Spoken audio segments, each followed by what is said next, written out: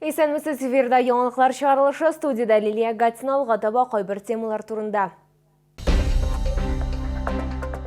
Бакчачыларның сәүдә сезоны кызганнан кыза бара. Хәзер бакчачылардан нәрсә сатып алырга була һәм ул ризык куркынычсызмы? Тавыш сугышлар һәм даими чүп-чар чаллар ишек аларындагы алкомаркетларга зарлануын дәвам итә. Йортларга газ җиһазларын үз хисабына керткән россиялеләргә тоткан чыгымнарын кайтарачаклар. Хәзер торак пунктка салынган трубадан йорт чигенә кадәр зәңгәр ягулык үткәргән өчен түләргә кирәкми. Бакчачыларның сәүдә сезоны кызганнан кыза бара. Помидор, кыяр, кура җиләге, яшел тәмләткечләр, алмалар. Бакчачылары көн сайын шәһәр урамнарына үзләренең арткан уңышны сатарга чыга.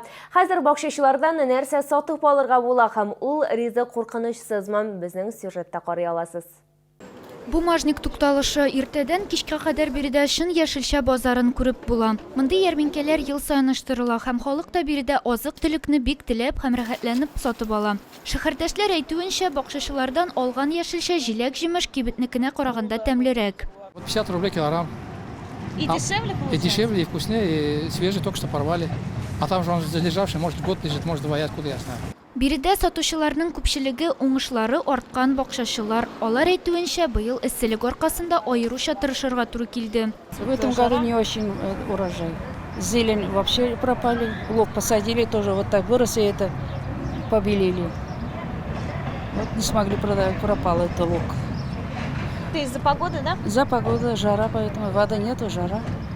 Дождя нету именно. А поливать-то бесполезно. Хоть какая-то выручка, за участок платишь, семена покупаешь, удобрения покупаешь. Это же все денег стоит, хоть какая-то отдача должна быть. Әмма кайберәүләр уңышны махсус сату өчен җыя. Мәсәлән, гөмбәләр. Чаллыга аларны Мамадыш районыннан алып килгәннәр. Вот эти грибы можно было собирать вагонами, например, да? Предыдущие года. А в этом году очень мало. И то местами только. В одном и тем же месте они выходят, а в других местах как будто их вообще никогда не было. Вот так. Это единственные грибы, которые сейчас есть? Или... Да, единственные грибы. Сәүдә яхшы бара, ди сатучылар. Тик алар биредәге хезмәт шартлары яхшырак булуны телиләр. Надо условия создавать. Они пенсионеры и в огороде пашут, и тут торгуют. Палатки какие-нибудь, все равно вон там место есть. Наше пожелание администрации, чтобы условия для торговли было народу. Шәһәр администрациясе Чаллыда 26 махсус сезонлы сәүдә урыннары барлыгын белдерде. Һәм чынлыкта аларның күбесе буш майданчыклар. Киләчәктә шушы урыннарның сату киштәләре белән җиһазландырылачагы әлегә билгесез. Әйтергә кирәк, үз уңышларын сатучы бакчачыларга салымнар һәм штрафлар салынмый. Розалия Фәхретдинова, Валерия Новожилова, Айдар Мусин, яңалыклар.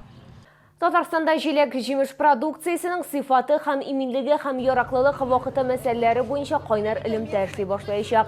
Барлык кызыксындырган сораулар буенча 800 555 49 43 номер буенча шалтыратырга мөмкин. Татарстан халкының сорауларына идарәнең туклану гигиенасы буенча күзәтчелек бүлеге белгечләре җавап бирәчәк.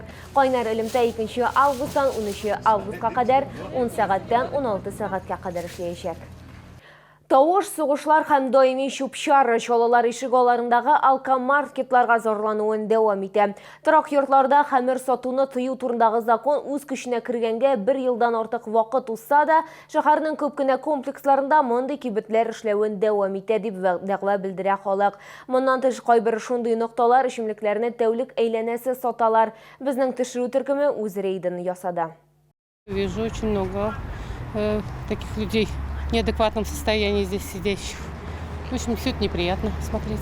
Зәп бистәсенең 17-нче комплексында яшәүчеләр тәүлек буе эшли торган кибеткә зарланалар. Азык-төлектән тыш төнлә бирдә хәмер саталар ди алар. Чаллар даими кычкырыш һәм сугышлардан инде туйган, шулай ук тагында җитдирәк очракларда булгалый. Сидят, заседают здесь. Постоянно летнее кафе называется у нас. Очень неудобно. Очень напрягает. Сегодня вот участковый приходил ночью. Какое-то убийство там, что ли, было. Кибет сатучылары аңлатма бирдән баш тартты. Я вам ничего не буду говорить. Звоните по номеру начальству. Тәүлек буе эшли торган тагын бер кибет 51-нче микрорайонда урнашкан. Бирдә яшәүчеләр сүзләренә караганда, сәүдә ноктасы шулай ук эшәргә яратучыларны җәлеп итү урынына әверелгән. А что им делать-то? Они не работают. Остается пиво пить. И, как говорится, вот эту музыку слушать в своем телефоне. А что им делать-то? делать нечего. Шәһәр халкы торак йортларда хәмер сатуны тыюны күп тапкырлар сорады. Узган елның май айында мондый закон үз көченә керде. Әмма алкомаркетлар моңарчыда эшләгән, хәзердә эшли. Төзәтмәләр исә җәмәгать туклануы йортларына гына кагыла. Ягъни гадәти кибетләр бу категориягә керми. Шуңа бәйле рәвештә мондый сәүдә нокталары торак йортларда законлы рәвештә эшли. Лилия Гатина, Валерия Новожилова, Айдар Мусин, яңалыклар. Йортларга газ җиһазларын үз хисабына керткән Россиялеләргә тоткан чыгымнарын кайтарачаклар. Бу социаль газлаштыру турындагы яңалыклар үз көченә кергәнче газ үткәргечләргә кагыла. Исегезгә төшерәбез, элегрәк Дәүләт Думасы Россия Федерациясендә газ белән тәэмин итү турындагы законга төзәтмәләр кабул итте. Хәзер торак пунктта салынган трубадан йорт чигенә кадәр зәңгәр ягылык үткәргән өчен түләргә кирәкми. Государственная Дума тогда оперативно, уже 1 июня, приняла соответствующий федеральный закон. А тем, кто потратил свои деньги с момента обращения президента до момента принятия программы, государство возместит затраты в полном объеме. Считаю это справедливым. Хәзер газ үткәргечне җир кишәрлекләре шикләренә кадәр җиткергән өчен бердәм газлаштыру операторы җавап бирәчәк. Россия Федерацияның 67 субъектында бу сыйфатта Газпром чыгыш ясаячак. 12 төбәктә эре региональ компания. Кешеләргә газга тоташуга комплекслы килешү бердәм тәрәзә принципы буенча төзеләчәк. Бу эш вакытын кыскартачак. Рәсем ясый, шашка уйный, социаль челтәрләрдә аралаша һәм булар барысы да кулларсыз эшләнә. Шолдан Ринат Мусинның тормышы гаҗәпләнү тудыран, параличланган булуга карамастан ул дистәләгән картиналар иҗат итә һәм туган шәһәрендә генә түгел, инде федераль дәрәҗәдә дә танылу алды. Рәссам тырышы турында толырак алдагы материалда. Ринат Мусин тумыштан ДЦП белән авырый, әти-әнисе кечкенә Ринатны ничек һәм нәрсә белән шөгыльләндергә белмим. Ярдәм фонды белән танышкач хәлләр үзгәрә. Педагог Ринатка пумаланы авызына кабып картиналар ясаучы рәссам турында сөйли. Шуннан соң Ринат та рәсем ясау идеясе белән яна башлый. Педагог пришла к нам, Нина Ивановна. А у нас ни руки не работают, ни ноги не работают. Я что с ним буду сниматься, что-нибудь придумаем. И вот начали делать поделки. Делали поделки. Года 3, наверное, делать поделку. Потом, наверное, давайте будем рисовать учиться. Дала ему карандаш в ротик. Он водил. Потом с этим вождением дошли до масляных красок. Хәзер Ринатның үзе иҗат иткән йөзләгән картинасы бар. Алар шолда гына түгел, хәтта чит илләрдә дә төрле күргәзмәләрдә тәкъдим ителә. Башта рәссамга авызы ярдәмендә иҗат итәргә туры килә. Әмма тиздән тешләр белән проблемалар башлана. Шулай да әтисе бу хәлдән чыгу юлын таба. Дальше нам терять зубы нельзя. Решили так. Давай-ка мы попробуем приспособление придумать. Это вот от сварочного аппарата чехол такой. Сюда маска одевается для сварщика. Я эту штуку убрал и придумал вот такое маленькое легкое приспособление. Сюда вставляем кисточку. И этой кисточкой он обрабатывается, работает.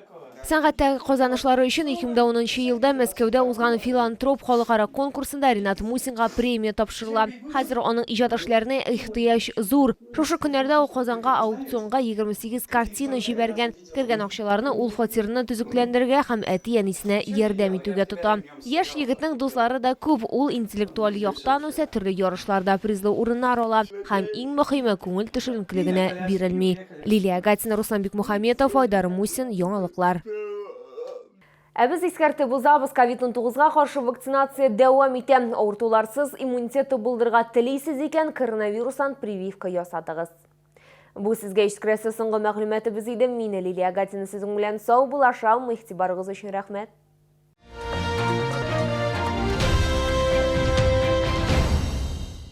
Внимание!